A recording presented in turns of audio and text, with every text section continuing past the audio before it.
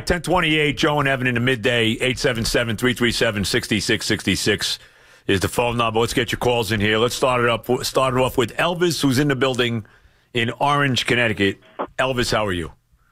I want you to know, last night, my wife had to calm me down last night watching the Met games. I think Familia stinks so bad. I hope he's listening because you stink. And the manager, on top of it, the two hitters that come up in that inning, they have a lifetime batting average of about 500 and 300. Bring in another guy. Well, they were both 500. They're both over 500 right now. I know. It's ridiculous. And not only that, I mean, what does he stay with Familia for? I tell you, I get so aggravated. DeGrom should be 5-0. You got to start leaving him in for 9 innings. That's the only way you're going to win these games. Well, but they're not going to do it. I mean, they let Jacob DeGrom last night. Yeah, which is more than they normally let him throw. Right. But normally, if this was 3 years ago, I'd respond by saying, yeah, but it's his closer, it's his closer, it's his closer. But what angers me more is that Mickey Callaway talked a little bit of a different game. He did. Not that long ago about how he was going to handle these situations. Hawk and Sheldon. Hawk, how are you? Joe, Evan, I'm going to speak about, first of all, love the show, the best thing on the radio. Thank you, best thing since Fluffernutter, really. Fluffernutter. Thank you, Hawk. But the bottom line is, let's just call it the atrocity in Queens. And this man is a replication of Benitez. He's worse than Benitez, right, Joe? I think he is. Because Benitez at least would be good in a regular. He'd go like 35, 40 straight games without blowing a save. He would do that. And he'd blow the big game, down the stretch in the playoffs and break our heart, right? Right. Last time I called was 30 years ago. And, Evan, I got to tell you, you guys are a great partnership. And listen, I hope you guys are on forever. But the last time I called 30 years ago, a Mad Dog was a puppy and Mike was just a 2XL. So it's been a long time. Very nice. Puppy and 2XL. Well, but you didn't let him finish his call. I think that was it. Was that it? I think that's Puppy what was and it. 2XL. And Mike wasn't on Twitter, by the way. Last week he wasn't on Twitter. John in Texas. What's up, John? Hey, guys. How you doing today? Good, John. I'm so disappointed. When the Mets first signed Bruce, I thought he was going to be our key to the playoffs, the postseason. My God, has he turned into such a disappointment.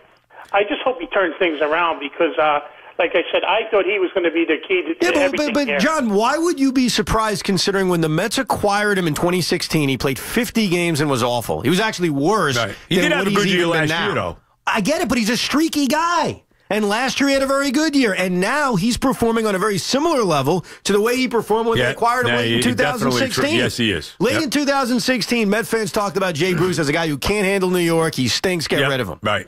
They held on to him, rightfully so, because they had the team option on him. Yep. He puts together a very good year last year. Then they trade him. For nothing. For nothing, of course. For Ryder Strong, whoever they got back. Ryder's on the storm? Yeah. God knows where he is.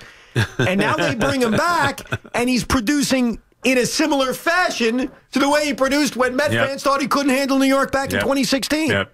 So when you think about it, should it be that stunning? John in Staten Island. John, how are you?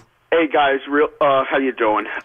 Real quick, the guy they got for Bruce, he's pitching really, really well. He is in the low minors, but he is pitching well. Not just for your information, Okay. but here's the most depressing thing for me. If this season goes like we think it's going, we're going to have to deal with the incessant articles about trading Jake or Syndergaard instead of doing what they should be doing and next year spending some money. Yes, indeed. And here's my other point, and I'm still trying to figure it out, and I don't know. What is Conforto? Is he 2015 second half and 2017, or is he 16 and half the year or this year so far in 18? What is he? Is it the injury? Is he coming back? Is he still trying to get back? Is he favoring it? Everybody says he's healthy. He says he's healthy. What is Michael Conforto?